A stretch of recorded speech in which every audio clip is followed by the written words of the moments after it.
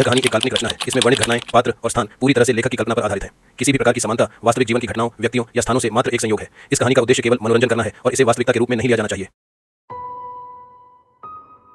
दोस्तों, यह कहानी मुंबई के एक छोटे से इलाके की है जहां एक पुराना और सुनसान बंगला था।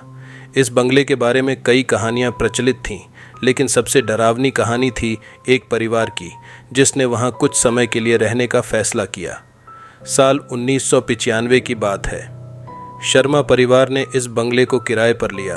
परिवार में 4 लोग थे, रमेश शर्मा, उनकी पत्नी सविता और उनके 2 बच्चे अंजलि और रोहित। बंगला बहुत बड़ा और खूबसूरत था, लेकिन उसमें एक अजीब सी खामोशी थी। पड़ोसियों ने उन्हें चेतावनी दी थी कि इस बंगले में कुछ अजीब घटनाएं होती हैं, लेकिन शर्मा परिवार ने इसे अंधविश्वास मानकर नज़रअंदाज कर दिया। रमेश अपने परिवार के साथ बंगले में शिफ्ट हो गया। पहली रात को ही कुछ अजीब हुआ। रात के करीब 2 बजे सविता को किसी के रोने की आवाज़ सुनाई दी। उन्होंने सोचा कि शायद बच्चे डर गए होंगे, लेकिन जब उन्होंने बच्चों के कमरे में जाकर देखा तो दोनों गहरी नींद में थे। सविता ने इसे अपना भ्रम मानकर नज़रअंदाज कर दिया। अगले दिन अंजलि ने बताया कि उसने रात को एक औरत को अपने कमरे में देखा था। वह औरत सफ़ेद साड़ी में थी और उसके चेहरे पर गहरी उदासी थी। अंजलि ने सोचा कि यह उसका सपना था, लेकिन जब उसने यह बात अपनी माँ को बताई तो सविता को पिछली रात की आवाज़ याद आ गई। रमेश ने इन घटनाओं को गंभीरता से नहीं लिया।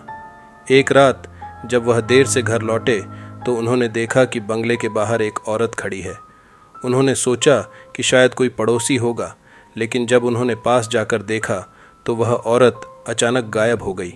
रमेश को अब यकीन हो गया कि कुछ तो गड़बड़ है। शर्मा परिवार ने इस बंगले के इतिहास के बारे में जानने की कोशिश की। उन्हें पता चला कि कई साल पहले इस बंगले में एक औरत ने आत्महत्या कर ली थी। वह औरत अपने पति की बेवफाई से दुखी थी और उसने अपने बच्चे के साथ इस बंगले में अपनी जान दे दी थी। तब से उसकी आत्मा इस बंगले में भटक रही थी। शर्मा परिवार ने फैसला किया कि वे इस बंगले को छोड़ देंगे, लेकिन आखिरी रात को कुछ ऐसा हुआ जिसने उन्हें हिलाकर रख दिया। रात के करीब 3 बजे पूरे बंगले में ज़ोर ज़ोर से दरवाजे और खिड़कियां खुलने बंद होने लगीं। सभी लोग डर के मारे एक कमरे में इकट्ठा हो गए। तभी उन्होंने देखा कि वही औरत सफ़ेद साड़ी में उनके सामने खड़ी है।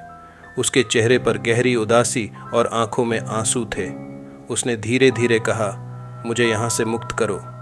रमेश ने हिम्मत जुटाकर उस आत्मा से पूछा कि वह क्या चाहती है। आत्मा ने बताया कि उसे शांति चाहिए। अगले दिन शर्मा परिवार ने एक पंडित को बुलाया और इस घटना के बारे में बताया। पंडित जी ने उन्हें शांति पूजा करवाने का सुझाव दिया और बताया कि यह अनुष्ठान लगातार 3 दिनों तक चलेगा और इस दौरान परिवार का कोई भी सदस्य घर से बाहर नहीं निकलेगा और ना ही कोई अंदर आएगा। रमेश ने पंडित जी की बात में हामी भरी और जल्द ही सारी व्यवस्था कर बंगले में पूजा शुरू करवाई। पूजा करते हुए अब 2 रातें बीत चुकी थीं और पूजा का आखिरी दिन शुरू हो चुका था। दिन ढलने लगा था। रमेश को अचानक जोरों की प्यास लगी और वह किचन की तरफ पानी लेने गया। रमेश जैसे ही पानी पीकर किचन से बाहर निकला, हॉल में लगे एक कांच में उसे वही औरत दिखाई दी, पर इस बार मानो उसके चेहरे पे कुछ सुकून था और जैसे वो रमेश को धन्यवाद कह रही हो। कुछ घंटों के बाद पूजा खत्म हुई। पंडित ने पूजा अनुष्ठान संपन्न करने के बाद बताया कि आत्मा को शांति मिल गई है और अब वह उन्हें परेशान नहीं करेगी। शर्मा परिवार ने उस बंगले को छोड़ दिया और एक नए घर में शिफ्ट हो गए। उन्होंने कभी पीछे मुड़कर नहीं देखा, लेकिन वह घटना हमेशा उनके दिलो दिमाग में बसी रही। अगर आपको यह कहानी पसंद आई हो तो वीडियो को लाइक करें, चैनल को सब्सक्राइब करें और बेल आइकन दबाना न भूलें। अगर आप हमारे साथ कोई कहानी साझा करना चाहते हैं तो उसे डिस्क्रिप्शन में दिए गए ईमेल पर भेजें। जल्द ही मिलेंगे एक और रोमांचक कहानी के साथ। धन्यवाद।